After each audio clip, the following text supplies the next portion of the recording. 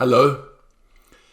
This is a debrief of the September-December 2022 SBR exam. You can find the exam on the ACCA practice platform. You will need to work through each question before you watch and listen to the debrief. We're going to be looking at question 4, which is called Juan or Juan. Year end is December 07. Year end December 07. First part of the question is a discussion. It's only for 5 marks, and that's how discussion would be tested. It will not be tested for 25 marks. And clearly it's got something to do with disclosure of climate-related matters, but you're trying to find some hooks to hang on to, aren't you? And then you see its disclosure in the management commentary. You should know that there's a practice statement on the management commentary. So when companies produce a management commentary, the practice statement suggests best practice about what to include in it. Things like the nature of the business, the objectives, the risks, the returns, the results, KPIs, and so on. There's also a reference to materiality. Again, there's a practice statement on materiality, which has the revised definition of materiality. Don't forget, it used to be omission or misstatement. It's now omission, misstatement, or obscuring things. So where you end up with your discussion, we could all end up with completely different answers. That's all right. But a good answer will make sure that they've referred to the practice statement on management commentary in some way and the practice statement on materiality in some way. So in my answer, you can see that I've referred to the practice statement on the management commentary by mentioning risks. I've referred to the materiality practice statement by mentioning the new definition. After that, as I say, everyone would have a different answer. I've said that the management commentary isn't always needed. Many companies don't have to produce one, so won't.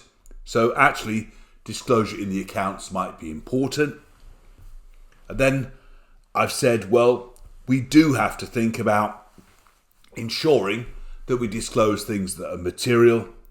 This word obscuring again means don't over disclose. So clearly users want to know about climate change issues to the extent they impact their investment decisions. There's the first part of the question.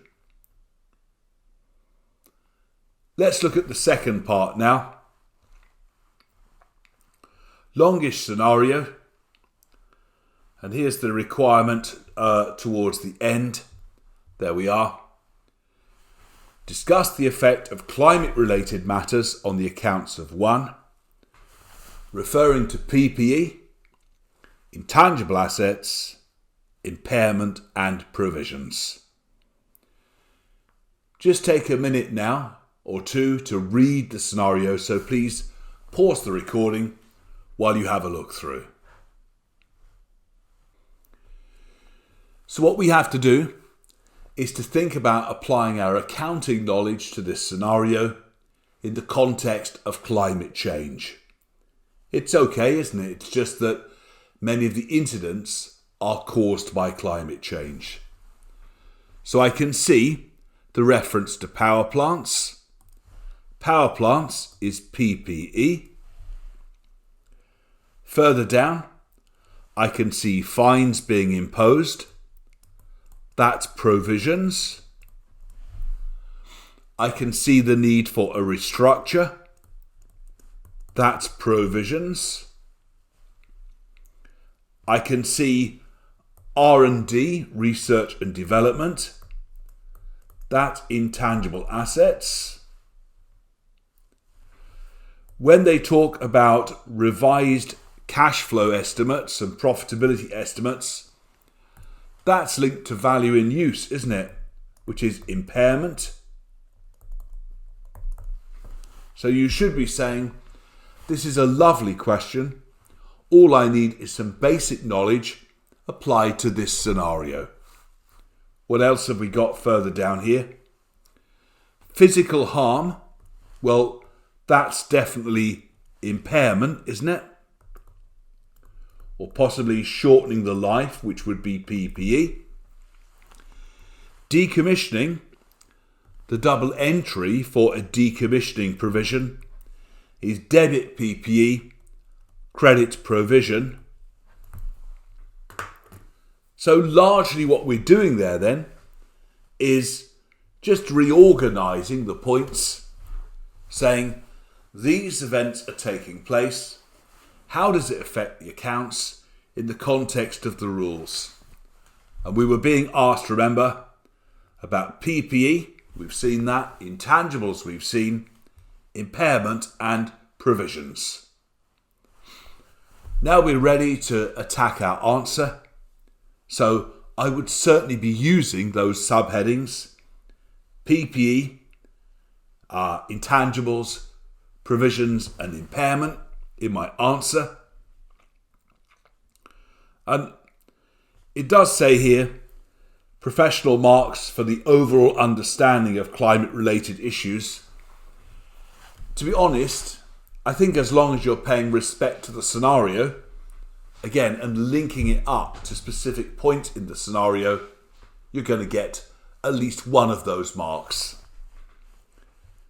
So here are the points from my answer. Impact on the financial statements of climate change. PPE. It said in the scenario somewhere they were going to try and improve the energy efficiency. Where was that?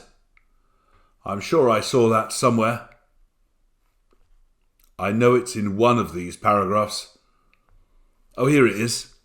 I'm just highlighting it in green. That's PPE again, isn't it? Because it's the old business about repairs versus capital expenditure. So, with my PPE hat on, I've got the improvements to energy efficiency, the fact the damage might reduce the useful life of PPE, and research and development.